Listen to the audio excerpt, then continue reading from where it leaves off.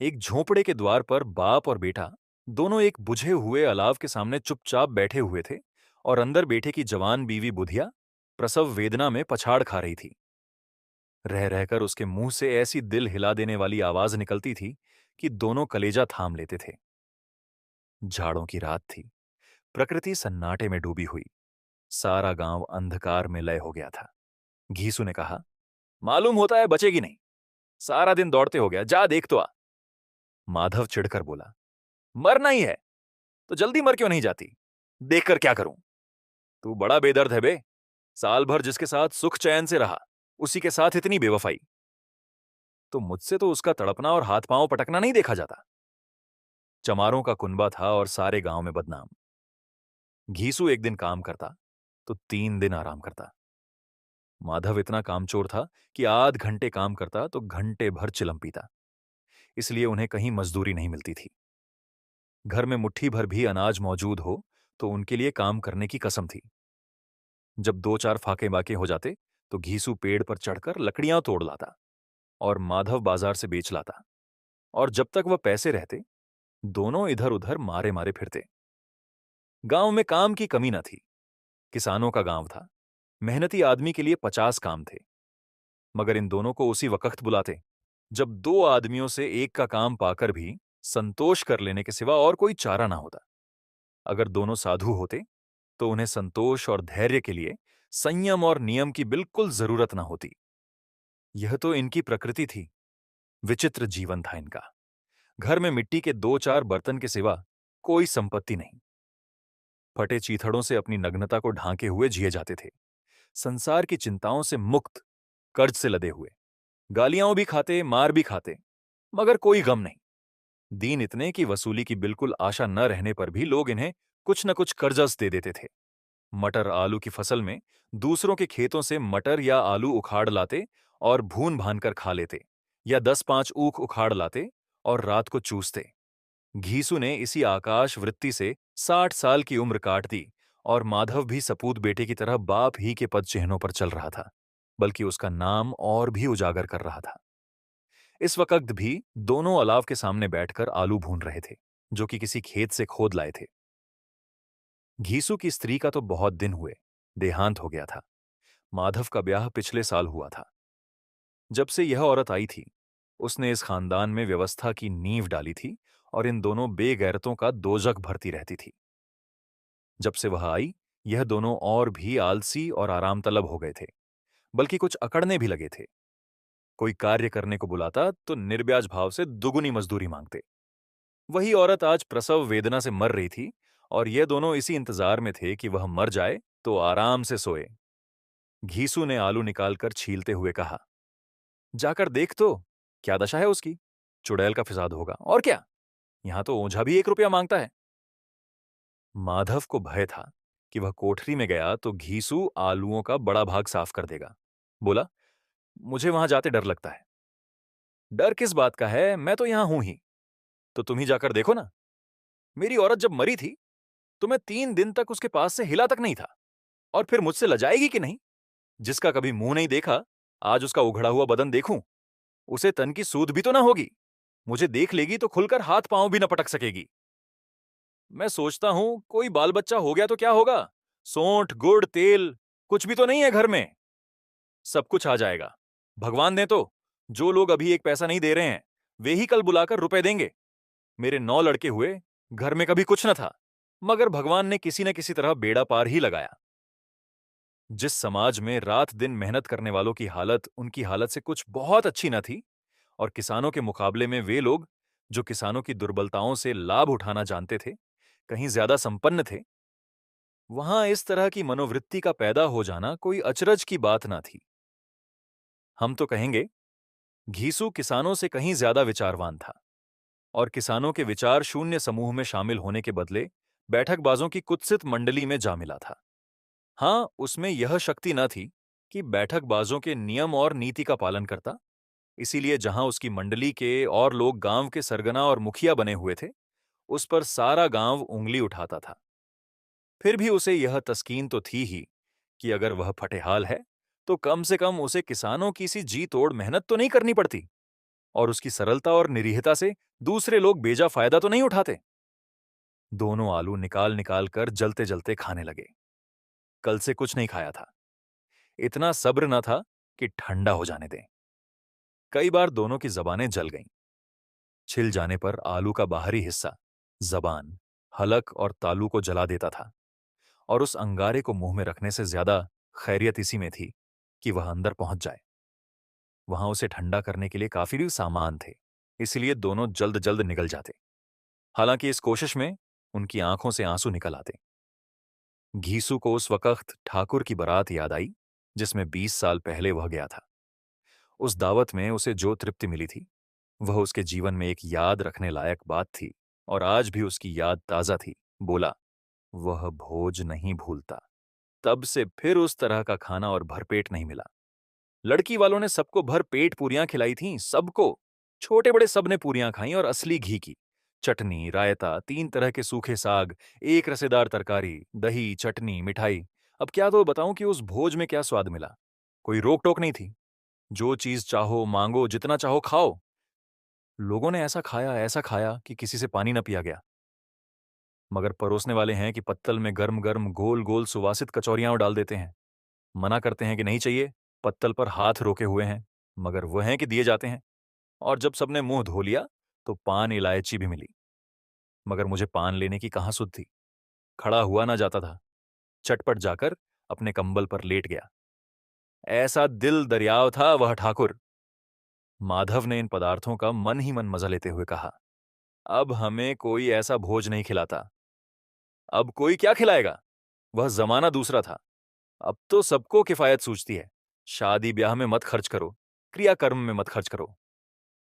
पूछो, गरीबों का माल बटोर बटोर कर कहां रखोगे। बटोरने में तो कमी नहीं है। हाँ, खर्च में किफायत सूझती है। तुमने एक 20 पूरियां खाई होंगी। 20 से ज्यादा खाई थीं। मैं 50 खा जाता। 50 से कम मैंने ना खाई होंगी। अच्छा पका था। तू तो मेरा आधा भी नहीं है। आलू खाकर दोनों ने पानी पिया, और वहीं अलाव के सामने अपनी धोतियां ओढ़कर पांव पेट में डाले सो रहे, जैसे दो बड़े बड़े अजगर गेंडुलियां मारे पड़े हों। और बुधिया अब भी तक कराह रही थी। 2 सवेरे माधव ने कोठरी में जाकर देखा तो उसकी स्त्री ठंडी हो गई थी। उसके मुंह पर मक्खियां भिनक रही थीं। पथराई हुई आंखें ऊपर टंगी हुई थीं। सारी देह धूल से लथपथ हो रही थी। उसके पेट में बच्चा मर गया था। माधव भागा हुआ घीसू के पास आया। फिर दोनों जोर जोर से हाय हाय करने और छाती पीटने लगे। पड़ोस वालों ने यह रोना धोना सुना तो दौड़े हुए आए और पुरानी मर्यादा के अनुसार इन अभागों को समझाने लगे।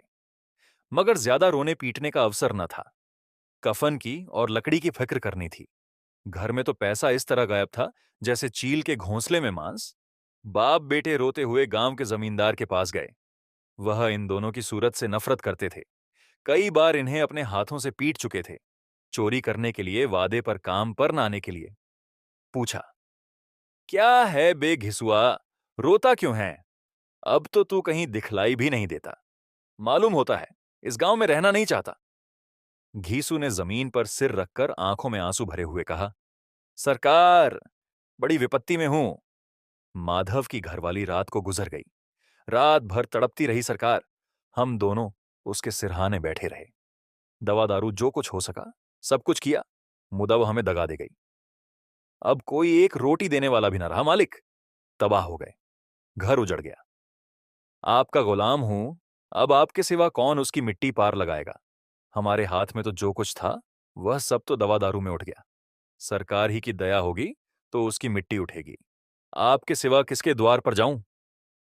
जमींदार साहब दयालु थे, मगर घीसू पर दया करना काले कंबल पर रंग चढ़ाना था। जी में तो आया, कह दें चल दूर हो यहां से। यूं तो बुलाने से भी नहीं आता, आज जब गरज पड़ी तो आकर खुशामद कर रहा है। हरामखोर कहीं का, बदमाश। लेकिन यह क्रोध या दंड देने का अवसर न था। जी में कुड़ते हुए 2 रुपए निकालकर फेंक दिए। मगर सांत्वना का एक शब्द भी मुंह से ना निकला। उसकी तरफ ताका तक नहीं, जैसे सिर का बोझ उतारा हो। जब जमींदार साहब ने 2 रुपए दिए तो गांव के बनिए महाजनों को इनकार का साहस कैसे होता। घीसू जमींदार के नाम का ढिंढोरा भी पीटना खूब जानता था। किसी ने 2 आने दिए, किसी ने 4 आने। 1 घंटे में घीसू के पास 5 रुपए की अच्छी रकम जमा हो गई। कहीं से अनाज मिल गया, कहीं से लकड़ी। और दोपहर को घीसू और माधव बाजार से कफन लाने चले। इधर लोग बांस वांस काटने लगे। गांव की नर्म दिल स्त्रियां आकर लाश देखती थीं और उसकी बेकसी पर 2 बूंद आंसू गिराकर चली जाती थीं। 3 बाजार में पहुंचकर घीसू बोला, लकड़ी तो उसे जलाने भर को मिल गई है, क्यों माधव? माधव बोला, हाँ लकड़ी तो बहुत है, अब कफन चाहिए। तो चलो कोई हल्का सा कफन ले लें। हाँ और क्या, लाश उठते उठते रात हो जाएगी। रात को कफन कौन देखता है? कैसा बुरा रिवाज है कि जिसे जीते जी तन ढांकने को चीथड़ा भी न मिले, उसे मरने पर नया कफन चाहिए। कफन लाश के साथ जल ही तो जाता है। और क्या रखा रहता है? यही 5 रुपए पहले मिलते तो कुछ दवा दारू कर लेते। दोनों एक दूसरे के मन की बात ताड़ रहे थे। बाजार में इधर उधर घूमते रहे। कभी इस बाजार की दुकान पर गए, कभी उसकी दुकान पर। तरह तरह के कपड़े, रेशमी और सूती देखे, मगर कुछ झंचा नहीं। यहां तक कि शाम हो गई। तब दोनों न जाने किस दैवी प्रेरणा से एक मधुशाला के सामने जा पहुंचे और जैसे किसी पूर्व निश्चित व्यवस्था से अंदर चले गए।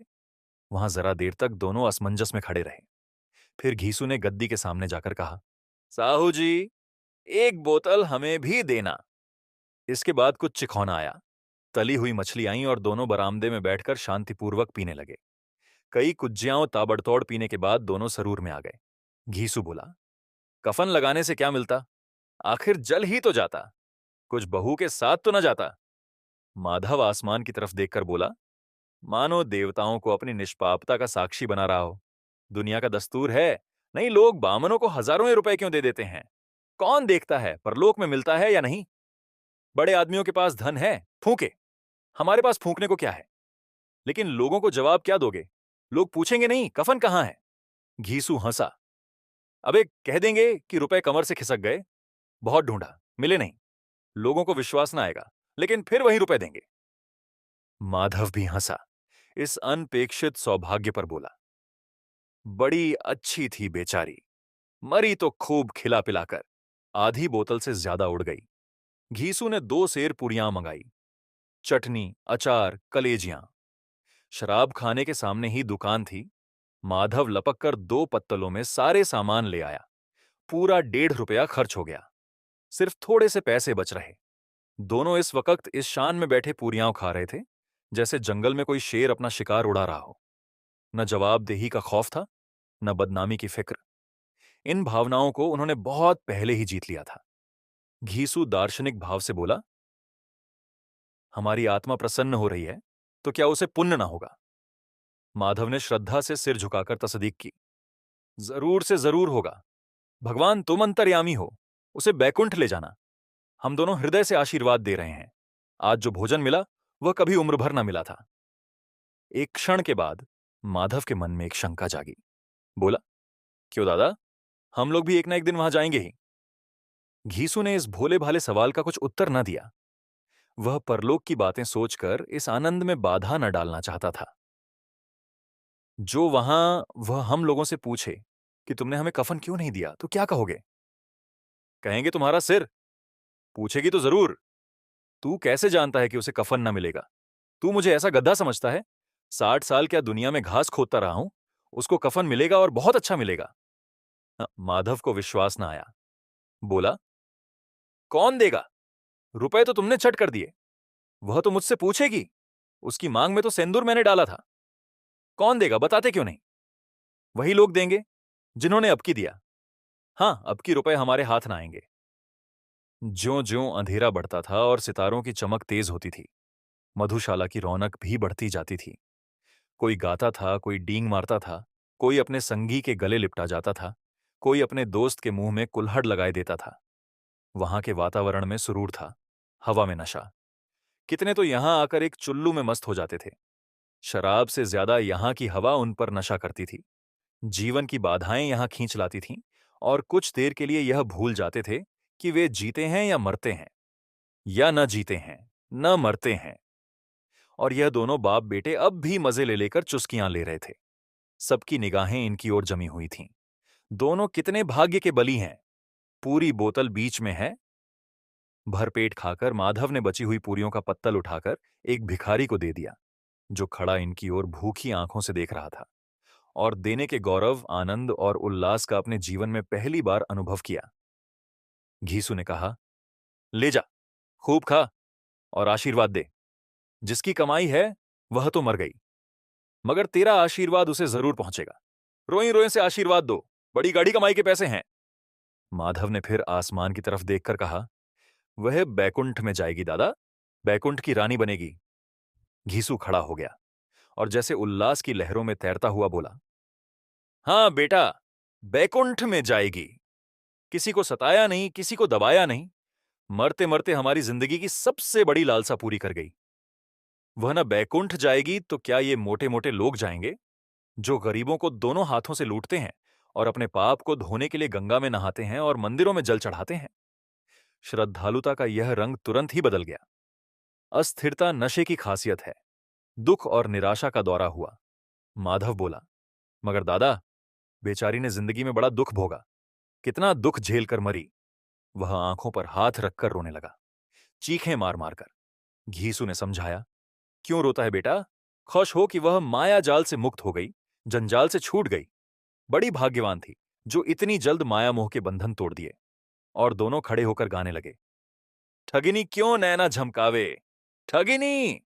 पियक्कड़ों की आंखें इनकी ओर लगी हुई थीं और यह दोनों अपने दिल में मस्त गाए जाते थे। फिर दोनों नाचने लगे, उछले भी, कूदे भी, गिरे भी, मटके भी, भाव भी बनाए, अभिनय भी किए और आखिर नशे में मदमस्त होकर वहीं गिर पड़े।